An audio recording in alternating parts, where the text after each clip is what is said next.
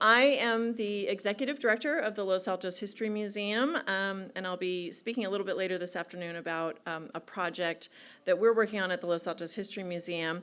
But for today, for right now, for this morning, I'm really excited that the conference organizers, Natalie is here with us, so thank you for that, decided to incorporate this topic into our conference today. As I think we just heard in the plenary session, local community history has a lot of work to do. We have a lot of work to do in this field. It's an important field, and it is a underfunded field, right?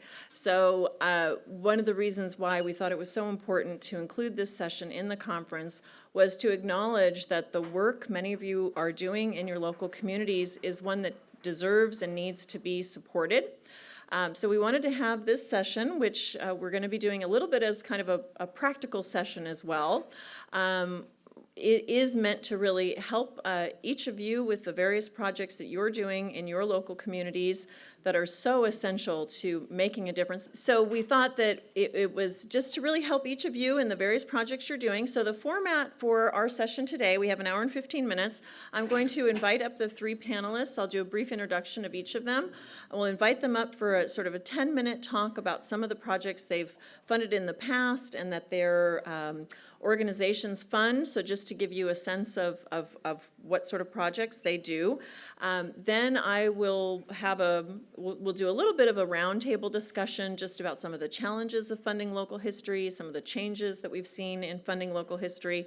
And then we're going to end after, I think the Q&A will keep kind of brief because I think many of you are going to have questions about your own specific project and ideas for how we might go about funding those specific projects. So what we want to do, and I'm happy we're in this room, there are 3 clumps of chairs. So after we're all done with our presentations, the presenters have agreed to sort of gather with a group of people who might want to talk to, if you want to talk to Kirsten some more about what they're doing at the California Humanities, we're going to set a group of chairs for her. And if you want to talk to Mauricio about community foundations, the middle chairs will be for him. And if you'd like to talk to Nan for some ideas about private funding, we'll do a group of chairs over there. So you might end up doing sort of you're going to stand up and move towards the end of the session today, too. So you'll get a chance to really talk one-on-one with whomever you might like to speak to most of all. So that's our format.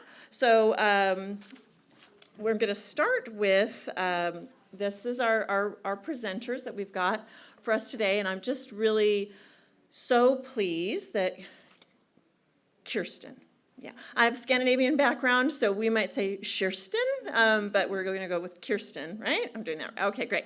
Kirsten Vega is here with us today from the California Humanities, and I was delighted that she was agreed to be a panelist for us to give some information about what I think most of us think of when we think of funding for local history or for any big project. And I know that certainly when we were organizing this conference, the first thing that came up was like, okay, what sort of public funds are available? As I mentioned, I have Scandinavian heritage, and in Scandinavia, most humanities-based research is publicly funded. There is public funding for local museums. There is public funding for local historical associations in Europe, and we know in the United States it's a little bit more hit and miss how much the local history projects get funded. So I think it's important to hear what the state of California does do to try to support local history. And Kirsten, thank you so much for being here today. Well, thank you, Elizabeth, and thank you all for being here. What I'll do today is just share a little information about the kinds of funding opportunities you can expect at California Humanities, my organization, but also other public funders like the state of California and the National Endowment of the Humanities. I'll also sort of give a character sketch of public funders, what you can anticipate if you're granted, as I imagine some of you have been, public funds. And I'll give some examples of recent projects that were funded in the San Mateo and Santa Clara County area. So first of all, if you're not familiar with California Humanities, we're a unique player in the public field because we are an independent nonprofit, but we're funded through the National Endowment of the humanities through something called the Federation of State Humanities Councils. So every state has a public humanities council funded in this fashion. Most public humanities councils do their own direct programming, but because of the size of California, our council has decided to allocate almost all of our budget to re-granting funds to local projects and local organizations like historical societies and history museums. So we take our share of public funds and pass them along through competitive grant programs. So I can introduce you to the three main grant programs that I work on. There's the California Documentary Project, which supports media, the Humanities for All Project, which is probably the category in which most public history projects would fall, and then the Library Innovation Lab program, which is a professional development program for public librarians who want to do more immigrant-centered programming and multilingual programming in public libraries in California. To talk money a little bit, California Humanities generally grants about $1 million a year, and we are able to grant to nonprofit agencies, but also state and government agencies, and public and private educational institutions. Media projects are generally fiscally sponsored, which I can talk about more if you would fall into that category. I think what distinguishes California Humanities, apart from our unique relationship to the NEH, is also that we strive to be very publicly accessible. So our guidelines for all of our programs are published on our website. You can call us at any time and we can counsel you not only on your project and funding opportunities for your work at our organization, but at other public agencies like the State of California Library or the NEH. We can be a conduit, we can provide counsel in a public and free way. So with that, I'll move along to our first program, Humanities for All. So this program was founded back in 2015 to provide grants between $1,000 and $25,000 to local history and humanities projects all through the state of California in every congressional district.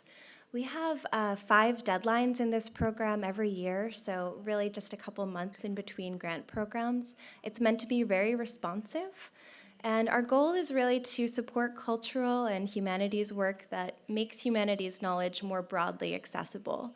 The projects and programs that are funded in this sphere tend to be free or have no barriers to admission, and they take place in public places like libraries, schools, where anyone can walk in and take part.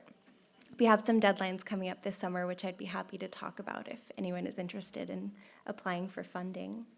So an example of a recent Humanities for All quick grant is this really interesting project called Little Tokyo Drift down in Los Angeles.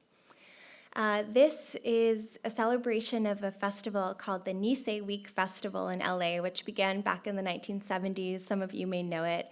It's sort of a festival where Japanese American cruisers come with cars that have been souped up or altered or decorated in some fabulous way. And the auto enthusiasts all across Southern California tend to come to this week. And it had an important place in Japanese American history in Southern California. However, in the 1980s, it was stopped by law enforcement. So only in the last 20 years or so has this week been getting another venue through something called the Show Off in Los Angeles. So for this grant, we funded a series of panels that was between some of the veterans of the Nisei Week Festival and the local historical societies that wanted to kind of capture the role that they've played in Japanese American history in Southern California. So this is a panel discussion featured here in some of the cars that were at last summer's Nisei Week, along with the Cal State Long Beach Department of Sociology. Moving on to California Documentary Project. So this grant line supports film, audio, and digital media production that seeks to document California in its complexity. Our goal for this program is really to make sure that humanities scholars, not only academics, but also community historians, play a vital and central role in developing a historical context for documentaries that are made about California. So when a documentary about California life is aired on PBS, that it's richly informed by the humanities and by history. So you may recognize some recent projects that have received funding, including Crip Camp, which is on Netflix, United Skates, Disclosure, the Asian American series on PBS, which aired last summer, The Worlds of Ursula K. Le Guin, and Adios Amor, The Search for Maria Moreno are some titles that have been popular in the last couple of years. Here are some quick stats on this program. It funds between $10,000 and $50,000 per award. And there's also a line called Next Gen, which supports the next generation of youth filmmakers and media makers who might be podcasting or working with schools and educational institutions in California. Every year there's one deadline. It's always November. So if you know anyone who's interested, please come talk to me after the panel. One spotlight for this program is a documentary. This came out back in 2006, but my colleague thought you would find it interesting because it's very much a San Mateo story. It's called When Medicine Got It Wrong. The topic here is the history of schizophrenia. So schizophrenia affects 2.4 million Americans, but until the 1970s, it was believed that parents, and specifically mothers, caused the illness of schizophrenia. And that was really changed fundamentally by the work of a small group of San Mateo families and parents who came together to get organized around the issue of schizophrenia. They changed the definition that psychiatry used to understand schizophrenia, and they made some, in fact, national and international changes to national understandings of this disease. So they were awarded, I think, $80,000 for the production, and then in the years following the movie's release, they toured it to different venues and did free screenings, and we awarded another small grant for public engagement. So we like to support not just film production and research, but also the stage at which it's shared with broader audiences. Here's a project you could go see now if you are spending any time in Santa Cruz at their Museum of Art and History. It's called What Fire Reveals. It was produced by the Kitchen Sisters, the veteran public radio team and oral historians. They spent time talking to their neighbors in the Santa Cruz Mountains following the CZU Lightning Complex fires and recorded stories of loss and domestic disruption that happened after the wildfires. You can see one of the producer's grandson holding a destroyed train that he had played with just days before the fires. So you can hear these oral histories at the museum in Santa Cruz. Lastly, I wanted to cover Library Innovation Lab. So we noticed a few years ago that the demographics of California were changing dramatically, and that now 1 in 4 Californians is foreign-born, and 50% of Californians have at least one foreign-born parent. So in response to these changing demographics, we thought that we could partner with public libraries in California to create programs that would be more fundamentally welcoming and multilingual of immigrants and their families and communities. So recently, over in Sunnyvale, we awarded the librarian Karina Huerta with grant funding for their Marigold series. She noticed a really interesting overlap between the Diwali festival and the Dia de los Muertos celebration in Mexican culture. And she did a number of events that brought these groups together. Together, they make up more than 150,000 of her constituents at the public library region she served. And it was really a successful, wonderful festival that she was able to do with just $5,000 in grant funding and a year of professional development support from a cohort of other librarians across the state. So this program often encapsulates history and history work, but it can be cultural and ethnic studies as well. Okay, so for California Humanities, a proposal stands out to us when the humanities are a central part of the proposal. It should demonstrate an awareness of the needs of a community, the interests of a community, and make it clear that your project is really in response to these needs and interests rather than being implemented onto a community. And we would encourage anyone wanting to apply to make use of all of our public resources, like the free webinars we offer before every grant deadline, free counseling sessions with our program officers. And Elizabeth also asked me to mention that there are a number of reporting requirements for public funds. If you've never received a public grant before, you should know that there would be 1 to 2 reports where you would tell us about your activities in detail. And you would also need to be putting our logo on your flyers for your events, and there are some requirements around publicity, which I'm happy to talk about more. The caveat there is because we're funded by the National Endowment for the Humanities, we will be reporting our grantees' information to the national level. So there's sort of a scaffolding of reporting that happens with public funds. Just one last slide here. I wanted to point to some of the really great public resources for public history funding right now. The National Endowment for the Humanities is funding projects thinking about the centennial of America's founding, the 250th anniversary, through their new initiative, A More Perfect Union. So if you're working on American history, it's a good time to look into that. The National Endowment for the Arts, of course, National History Day, the Museums on Main Street project at Smithsonian are all great national funders. And then in the state of California, the state library actually offers an astounding amount of public history funds through their Civil Liberties program, which funds events that look at the history of civil rights activism in California. So that's a good place to start. The California Arts Council, of course, is a major funder in this area. You can also look into Exhibit Envoy, the California Center for the Book.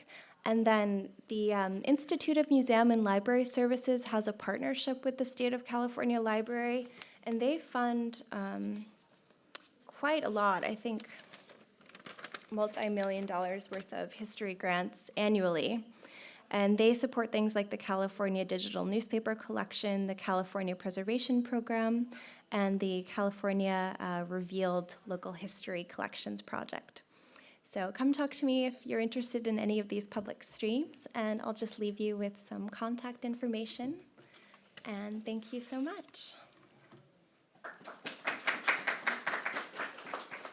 I think also the public funding, it was fantastic to hear about how many different funders there are, but I know my ears also perked up at the beginning when she mentioned that the amount of money that the Cal Humanities gets from NEH is $1 million for the entire state of California.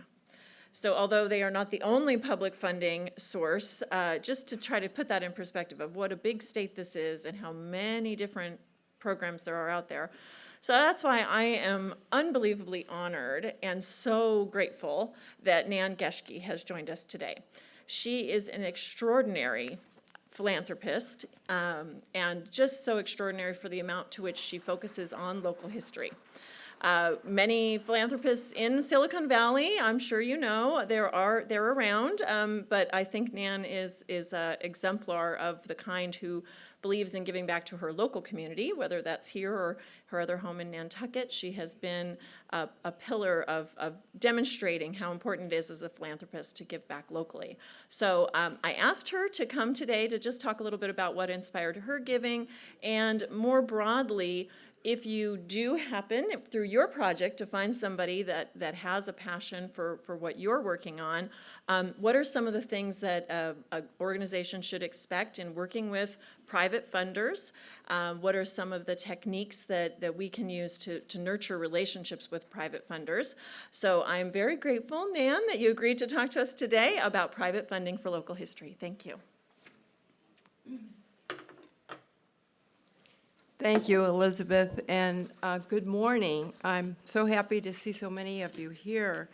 Again, I'm Nan Geschke, and I'm currently a co-project manager. I never thought I would be doing this again, but here I am, for the upcoming permanent exhibit that is going to be opening in early 2023 at the Los Altos History Museum.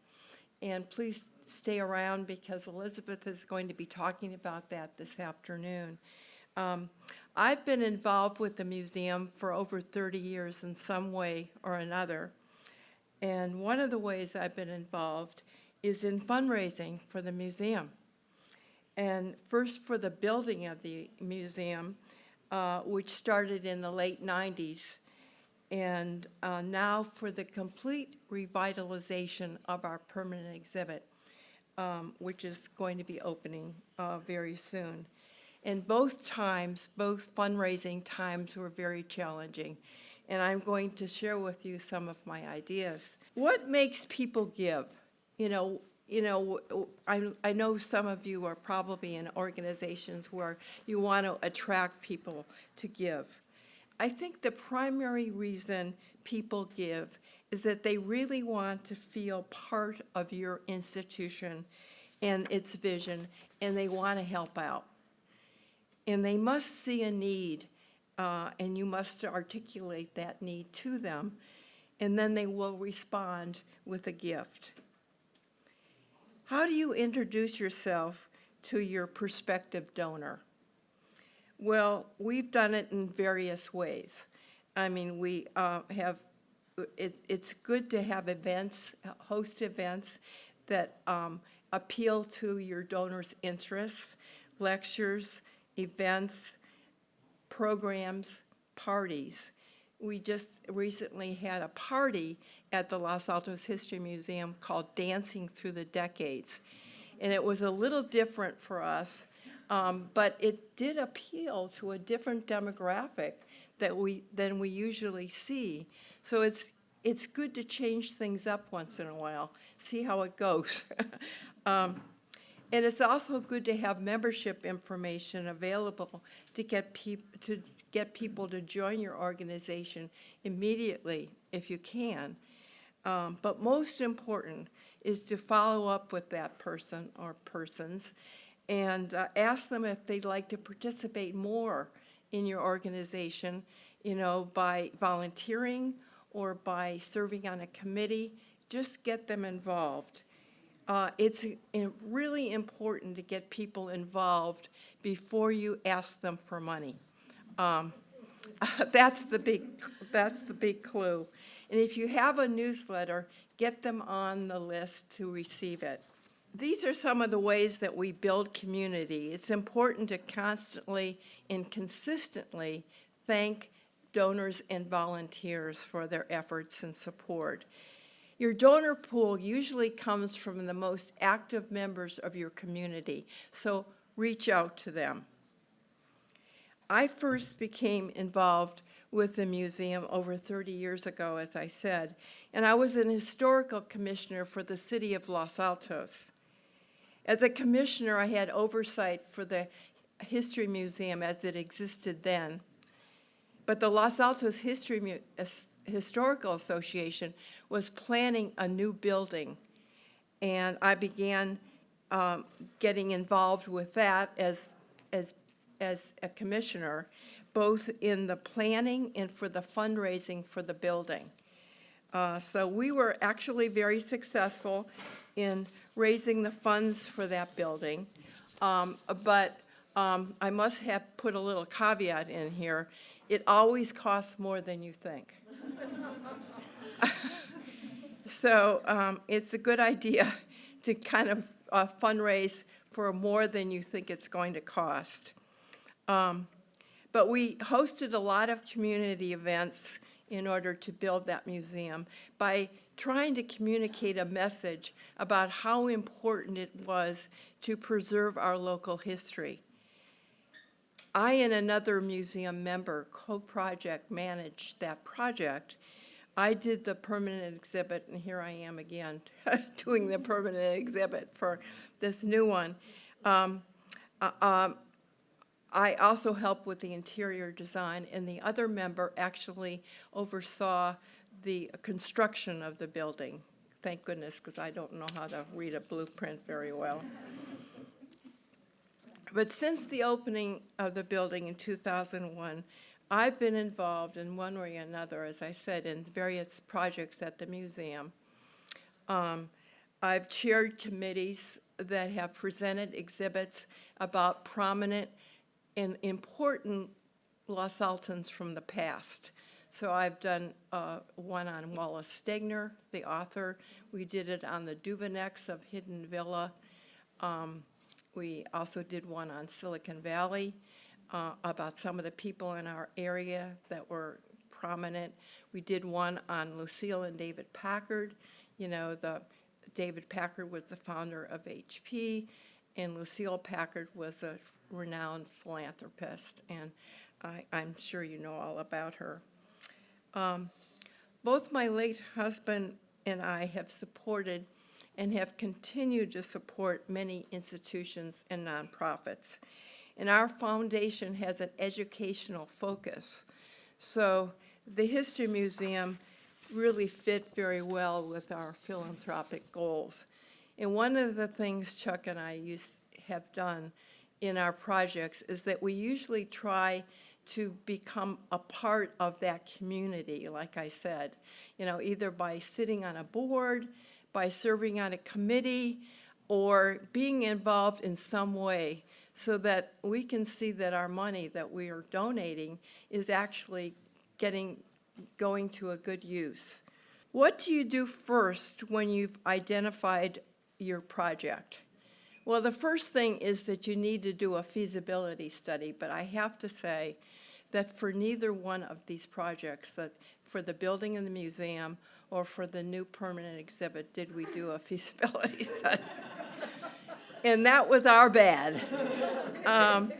But we knew that we had the resources in our community, if only we could communicate the message.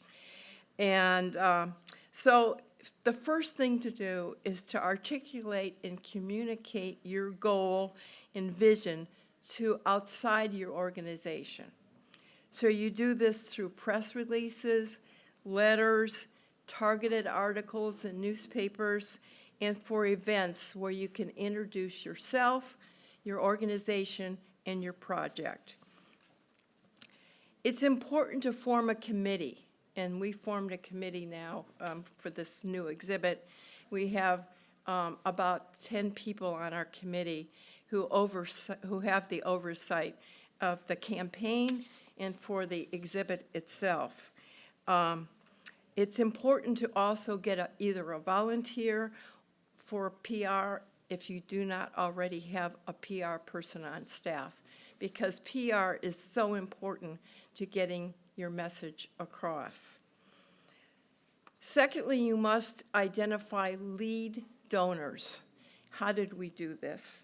Okay, most of the people that you will find who are lead donors may already be part of your organization, or they are the active members of your community who have given to like causes. So with the help of my fellow committee members, I've been on this committee, we prepared a list of potential lead donors. So what did we do first? This was our quiet phase. My husband and I enlisted the help of another museum member and his wife, and we asked them to match our gift. And we did this to kickstart the fundraising. So we thought at that point that we were actually providing half of the amount that we needed. Turned out that wasn't so true. As I said, you know, it's costing more these days to do these projects. And then our committee members got busy and went to the list and set up meetings with our potential lead donors. Usually we tried to match people with people they already knew. And they had coffees, meetings, dinners. We even did Zoom meetings during COVID, you know, when we couldn't meet in person. And we prepared a brochure that communicated our vision for what the museum would entail and try to capture of our local history. And we left that with the person and to help them, inspire them to give a gift to our campaign.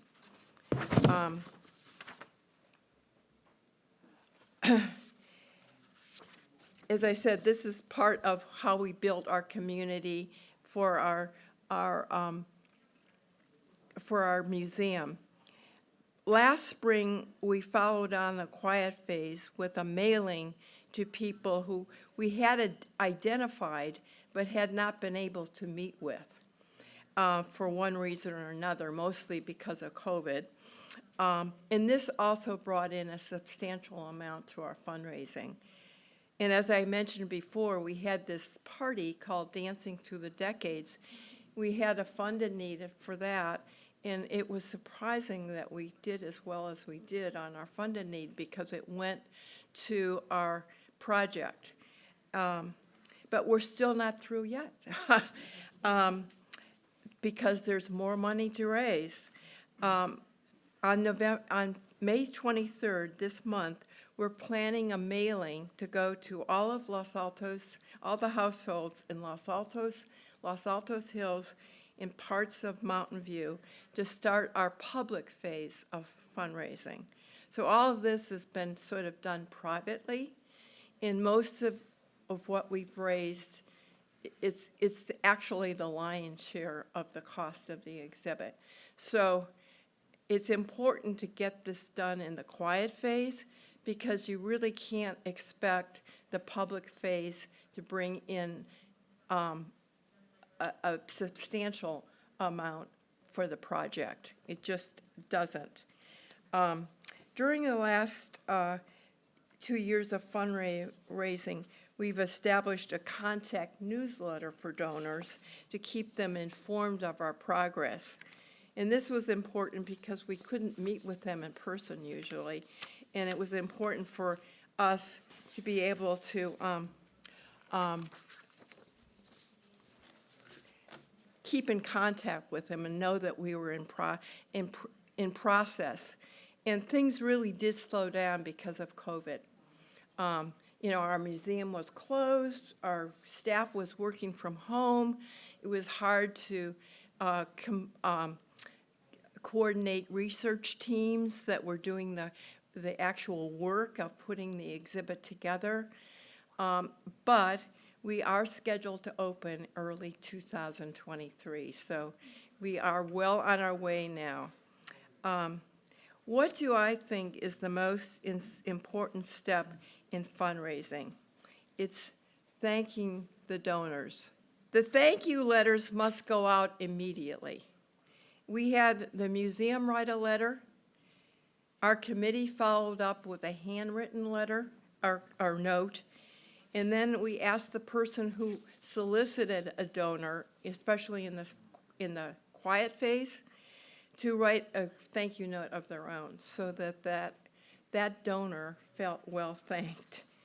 You also have to have Excel or some other kind of database to keep track of your donations and your donors.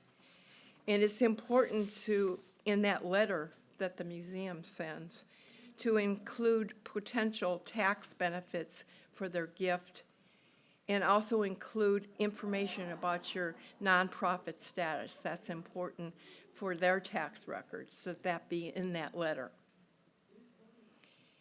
Because this has been a long campaign and it's been hard because so many people have not been able to meet each other,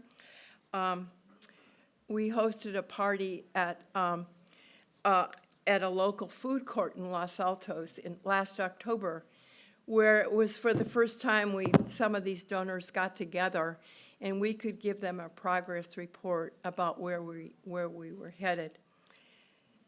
So we're very excited to be able to see this project to conclusion. We had a vision, we set a goal, we got the committee together, we fundraised a lot of the funds, not all, and it's really happening now. And it's so exciting for me personally because I've been so involved. And we were able to do it, and so can you.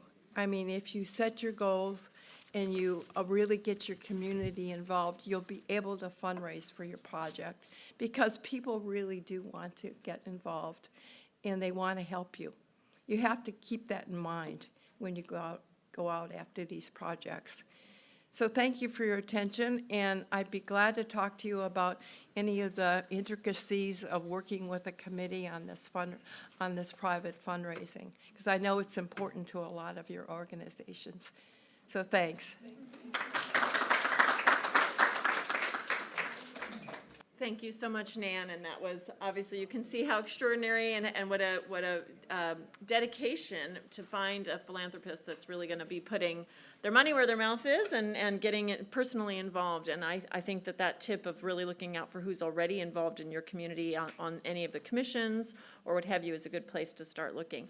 So our third presenter is Mauricio Palma, who has come to us from the Silicon Valley Community Foundation, and that has been a juggernaut of philanthropy and galvanizing philanthropy in our local community. I'm just very, very pleased he was able to make it. He's going to hobble up here and then probably take a seat here for the panel because of just the important work that the Silicon Valley Community Foundation has done, and the fact that it's kind of a hybrid between these.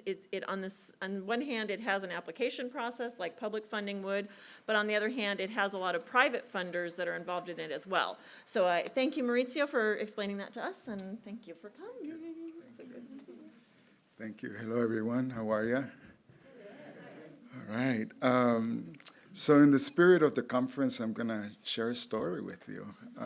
And it's going to be a combination of a little bit about me and a little bit about the work that I am a part of.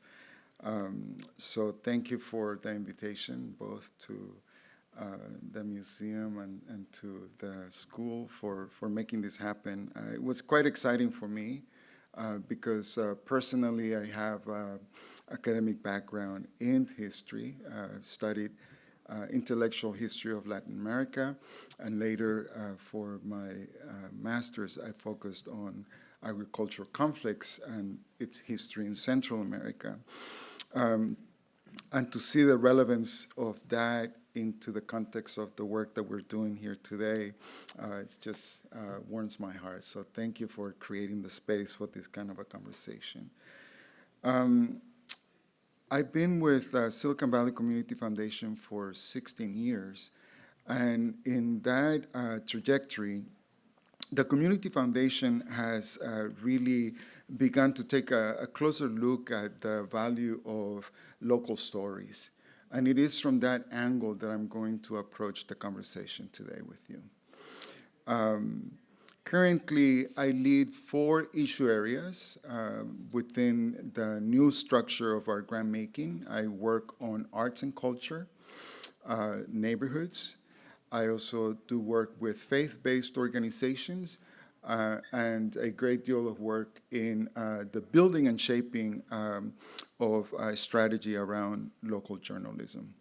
And I would say that the 2 entry points for the work that some of you might be interested in acquiring support for will be through the arts and culture and local journalism work. And I'll share more about that.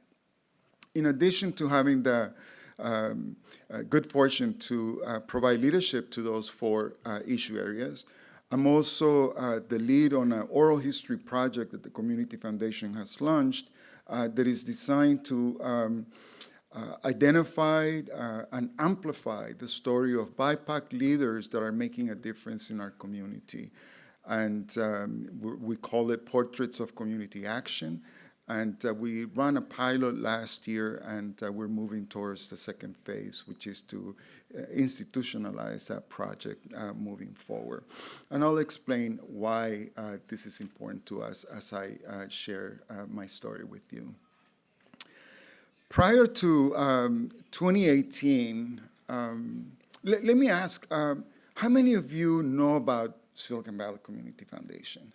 So quite a few of you. So that helps me synthesize what I'm going to share and make it as relevant as possible. But in the context of this work, I think it is important to underline that prior to 2018, there was a great deal of emphasis in the Community Foundation reaching out to partners to tell the story of the Community Foundation's own community impact. And with the support of the Knight Foundation, and the examination of the value of local journalism, news and information in our community, a shift began to take place, where we began to build partnerships with storytellers to amplify the stories of communities that often are living in the silence that's generated as a consequence of how reporting happens in our community, or often do not even make it to be mentioned, as we've heard earlier today, in our textbooks. So the Community Foundation made the commitment to intentionally put a focus on the stories of our community and invest in that through our experimentation at the time, which happened to be built in collaboration with Renaissance journalism out of the East Bay, and we created the Bay Area Media Collaborative, looking at multiple ways in which to do the work of amplifying untold stories in our community. As many of you know, between 2018 and 2019, the Community Foundation experienced tremendous transformations with our leadership and later with our strategies. And thanks to Nicole Taylor, from the beginning, our president, of that transformation, of that transition that she helped facilitate, we initiated a series of conversations, community conversations that were packed with community leaders that were interested in helping shape the future of the Community Foundation. It was a unique opportunity, and the Community Foundation, under Nicole's leadership, created the space for people to come together and share their hearts and minds as we were thinking, what is the future of the Community Foundation? In addition to those community conversations, we facilitated hundreds of relational meetings with leaders that equally were interested but wanted to have a more private space where they could share their thoughts and provide their recommendations.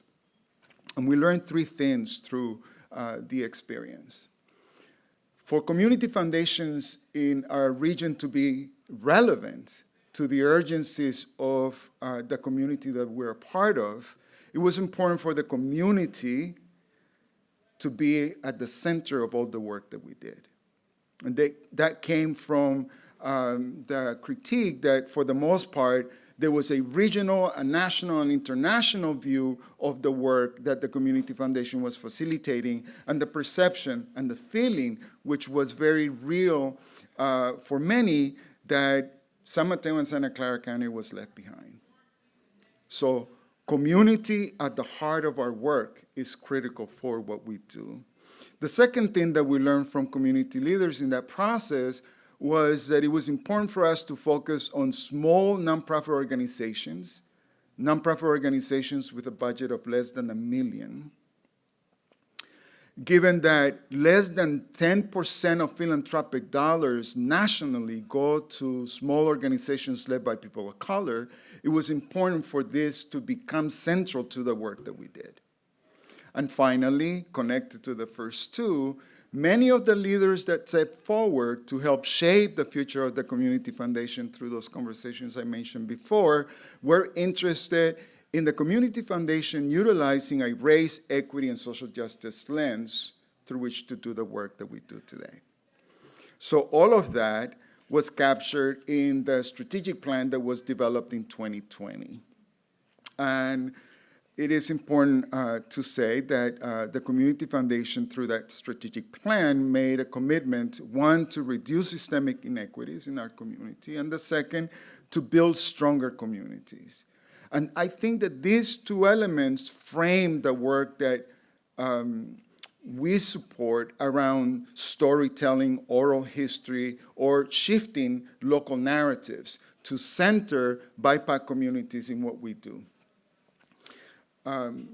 The way in which we began to move in that direction was by the creation of the Community Actions Grants Program. And the Community Action Grants Program focuses on 8 different issue areas.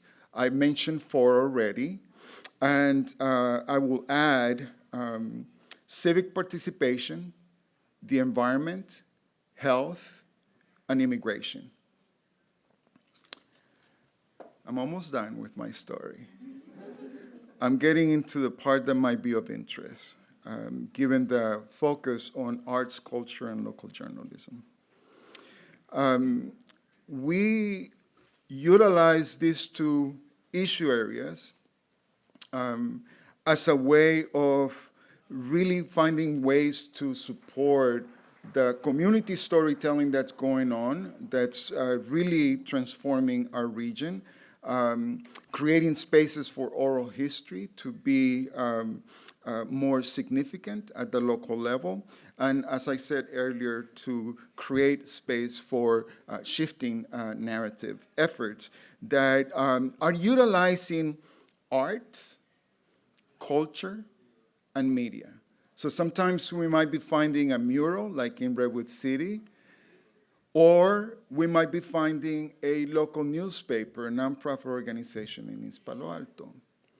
We might be finding an effort to support youth to learn how to do local storytelling in the journalistic traditional fashion, or we might find a local nonprofit organization doing work with kids in schools to learn to appreciate the stories of their own community, the communities that they're tied to, the communities that they're a part of.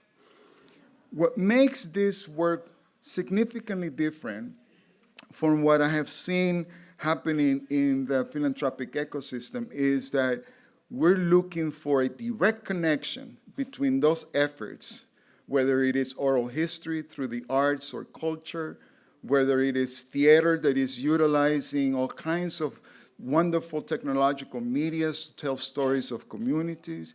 We're looking for the direct connection to social justice. We're looking for the direct connection to building community action. So how is history utilized to advance the aspirations of people to transform their communities? A question that we might utilize in this context. And how is oral history, how is community storytelling, and how is the attempt to shift narratives able to inspire community action in San Mateo and Santa Clara counties? So as you know, a community foundation is a private charity that is geographically bound. And we were reminded of that through 2018 and 2019 and made our commitment in 2020 to focus in those two communities. So consequently, when we have organizations from outside the region that are asking for resources, we often need to decline those requests because we're looking for evidence, not the desire to work, but the evidence that there is a commitment to the local communities in San Mateo and Santa Clara counties through work that has already transpired, or that localized efforts that have a legacy are using external resources, external organizations that we can support as well. So the connection that we're looking for is how is the project going to advance community action, whether it is through the arts or through the local journalism effort. Let me just quickly share the framework that we utilize to review the applications. As I mentioned, 3 of them already. We're looking for BIPAC-led organizations. We're looking for organizations that have a budget of under $1 million.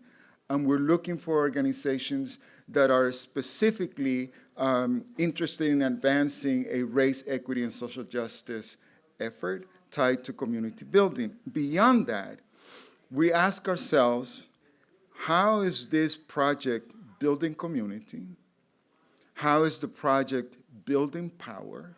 And how is the project shifting power at the local level? And those are critical questions that we utilize through every one of our applications.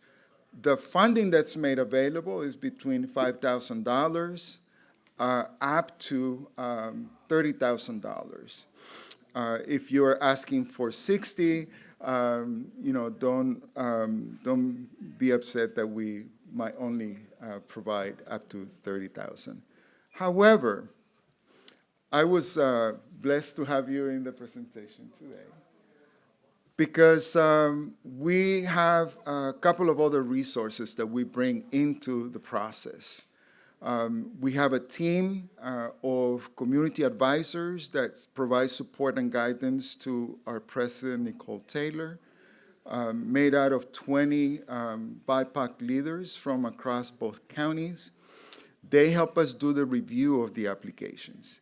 And they're looking for those evident components in the application that helps us figure out if the applicant and the project is community-driven and community-rooted. In addition to that, after we have reviewed the applications, we realize that we often do not have the resources to provide support to all of them. So we reach out to donors, and we reach out to foundation partners with whom we have built collaborations over time, and ask them, look, we have 65 applicants. Together, they're asking for over $1 million. We only have $300,000 in this particular issue area. Will you be willing to join us in providing support to these organizations? Unfortunately, between donors and other foundation partners, we're able to increase the pool of resources made available to the community. So sometimes you might be receiving a check, an award that comes from the community foundation. Sometimes it might come from the Knight Foundation. Other times it might come from an individual donor who's decided to collaborate in providing support to a particular grant request. Some examples. I know that Ever Rodriguez is here. He wants to be quiet. He has a presentation later. I didn't know he was going to be here, but I'm going to put him on the spot. My brother runs a project in Redwood City, and we supported that project because of some of the elements that I have already mentioned. To galvanize community, to help design and to shape a series of elements that were put into place that were critical for us in the project that they advanced, was that even the conversation around what a mural might look like, having community help shape that is critical to us. It's not only up to the creators of the mural itself, and in some cases, inviting the community to be part of the process is also important. Silicon Valley African Film Festival is one of the recipients of the grants in the arts and culture, and they dedicate most of their work to create a platform to amplify the stories of the African diaspora through film. And that's directly connected in our minds to amplifying the stories that are not told in our community. Latino Music Education Network, it's actually based here in Palo Alto, and the project is designed to identify historical compositions from colonial Latin America that can inspire the future musicians in our community. And looking at the role of history in moving community forward. Indian Current Foundation is moving forward with a project to identify the stories of the elder in our community and their connection to the healthcare system. And then finally, before Silicon Valley, which I think might be one of the most relevant projects, over the course of a few years, 70 stories were collected in San Jose from farm workers and cannery workers, and a group of historians put together an archive that is now going to reside at San Jose State, and they were seeking support for a couple of documentaries that are going to be added to the archive. So those are some examples of how we have taken our strategy, we have taken our commitment, and made it a reality through the funding that we provide. Many of you already know where to find us, but I'm going to leave some of my cards here on the table so that you can reach out to me if you're interested, and I'll hang around afterwards so that those of you interested in specific questions, you can approach me. If you do not have time, and for the purposes of those that might not be here but are viewing, grants at SiliconValleyCF.org is the way that you can connect with us. Thank you. Thank you all so much. That was fantastic. And I think you can see there is funding available. There's a range of different ways to do it. And trying to sort of pick your strategy. What I like, what Mauricio was saying too, is if you're kind of uncertain where to go, and if you're ready for a whole grant application that you might need to go to public funding, if you don't know exactly where your private funder who could do that lead gift that would get you started, if you're not ready for those steps yet, that the Community Foundation might be a good place to help direct you and get you ready for some of those, which I would say, it's not that it's necessarily a bigger project, but I do think that there's many steps involved. And for funding at the museum, we always try to use all of these sources too, right? So that's the other one. All right, well, I did have sort of one question that I thought would be of interest to everybody here, and one that came up in our pre-conversations. I phrased it, I hope it makes sense the way I've thought of this, but one thing that I think you all talked about was relationship building, and that there's a relationship between the funders and the organizations that they're funding. So what I was interested in is this, what analogy would you use for describing your relationship with the organizations that you fund? What other relationship in life is it sort of like? So in that sort of, how do you see your relationship with the organizations that you fund? So Kirsten, could you, if you think about that, what's the sort of, what's the kind of, type of relationship that you'd like to have with your funders or with the fundies? That's an interesting question. I think I'm tempted to say something like peer-to-peer, since we're also a small nonprofit. We have resources, but they're made to be distributed, so, yeah.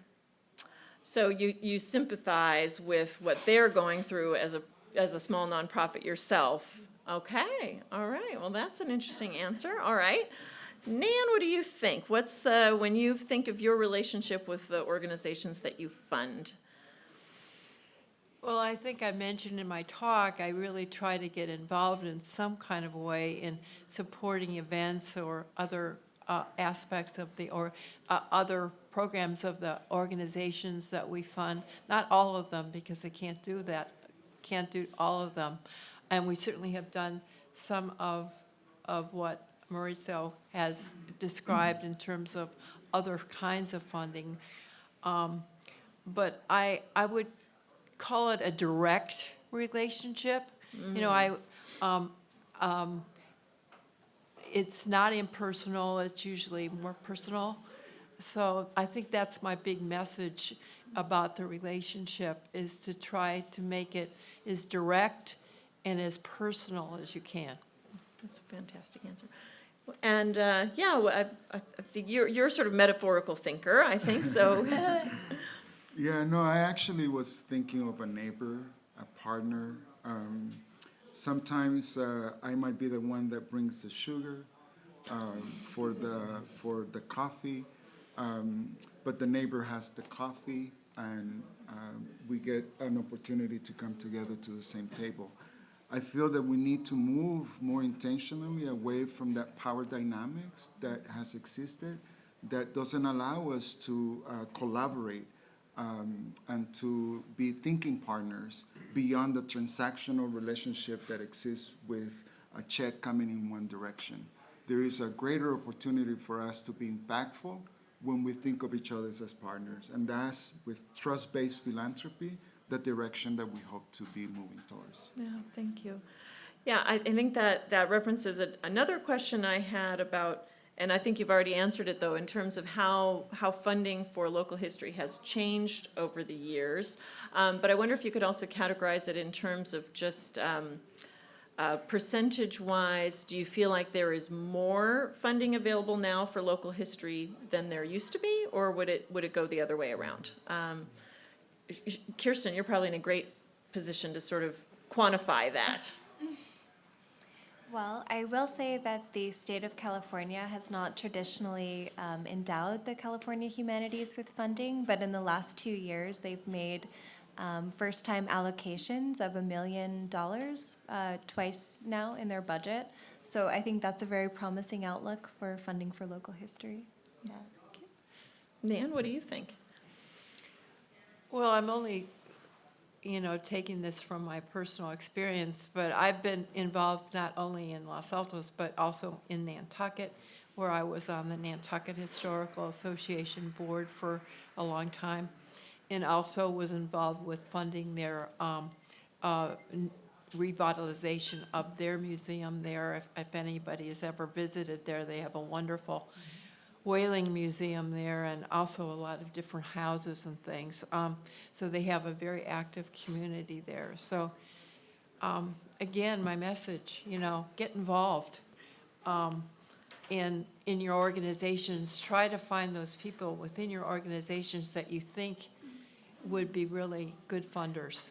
And I think you've helped grow those kinds of getting the word out to other philanthropists about how important it is to be funding local history. So you've personally helped it grow. I do believe that would be my. Well, I don't know about that. I mean, we all have our networks, and Yes. When I talked about getting your list of potential lead donors together, these are all networks, friend networks that your fellow committee members have, and it's all a big web.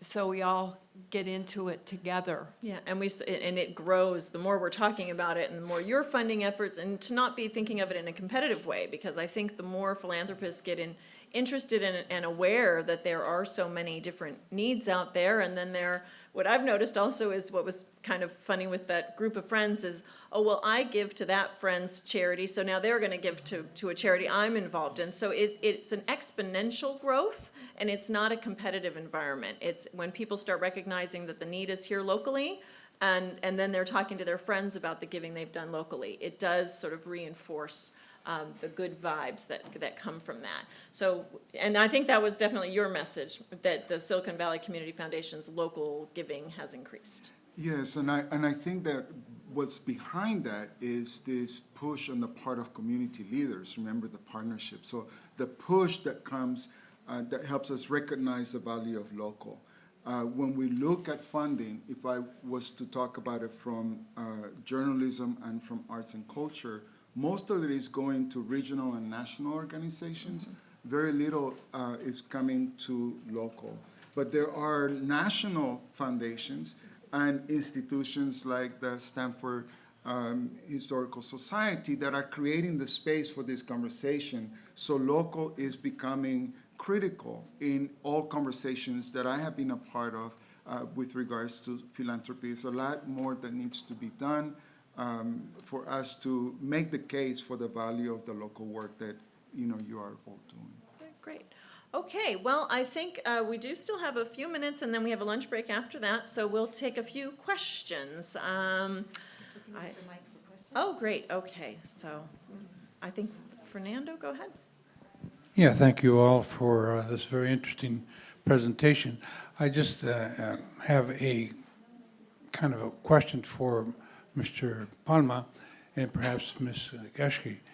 I don't know a lot of wealthy people from where I come from in East San Jose, and so I don't have access to those kinds of networks that I think you are maybe looking to say, well, look to your friends and you give to them, they give to you.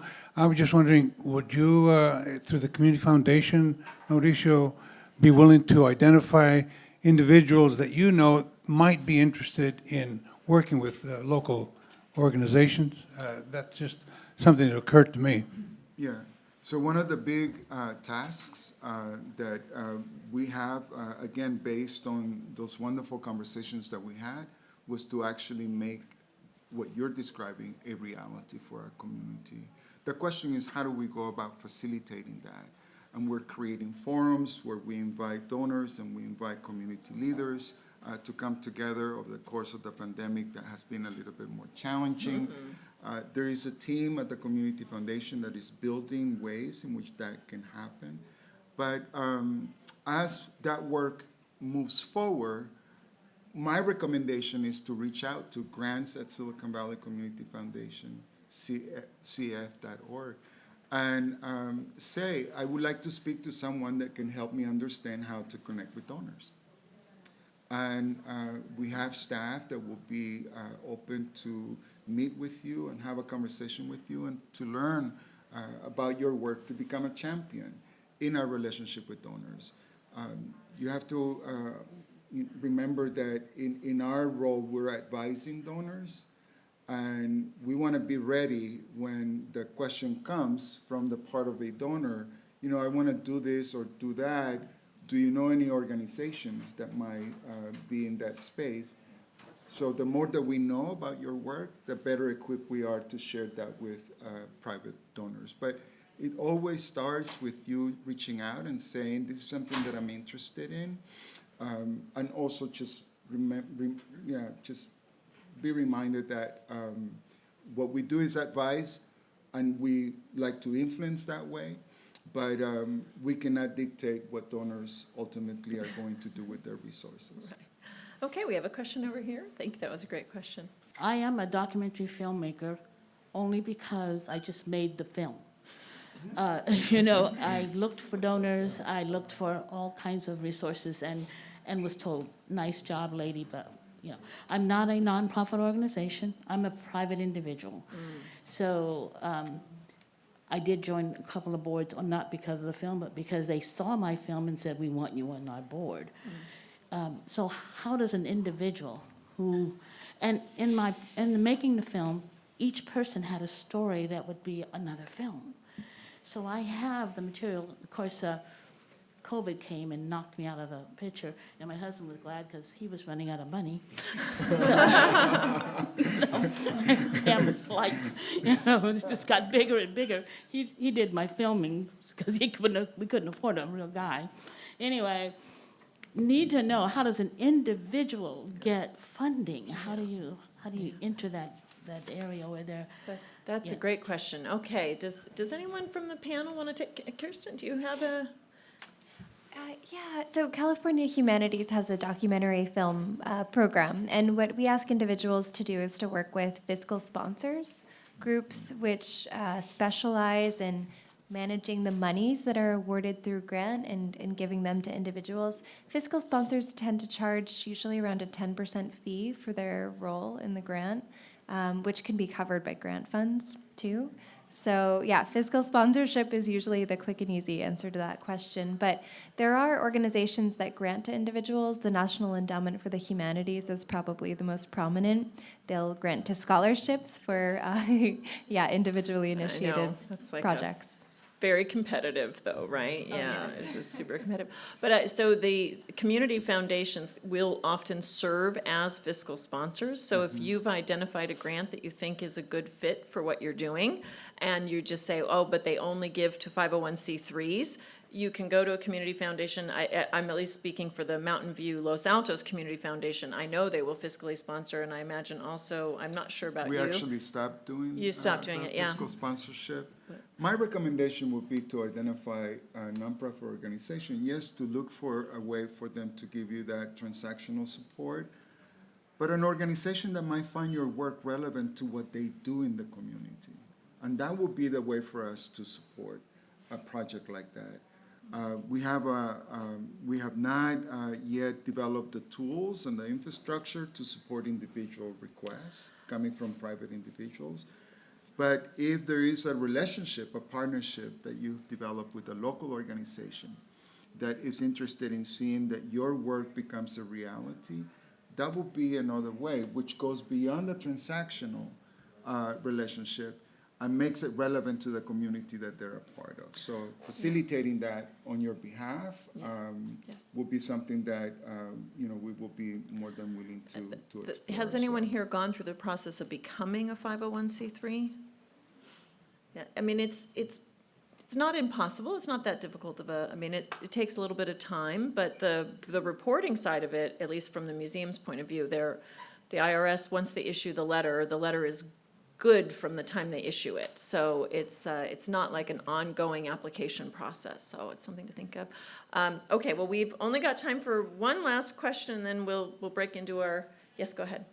I have a question for Kirsten with respect to the documentary project. And you said it was, I mean, obviously documentary film, but how broadly would you define media? So for example, would the creation of a publicly accessible digital archive or repository online, would that be considered an example of a documentary project? That's an interesting question. I think we usually define the documentary category as documentary film, podcast, and then media, media installations, media exhibits. We've funded some museum exhibits that have a lot of video, multimedia, and sensory components. So something like a digital archive, I would say, would be a humanities project. But if you were planning to do some public exhibitions, or there were components that would be viewed in a more traditional screening sense, then I think there could be space for documentary support. Oh, that's a fascinating question. Okay, well, great. So the speakers will be, in the area and around. I do think we did run a little over for doing our workshop format that I was hoping to do, but I think if you do, are you willing to sort of go to corners and hang out for just a few minutes and give out cards to whoever? So, please find the person that you think would be the most interesting for you to speak to for your projects. Yeah. Thank you all for attending. Yeah.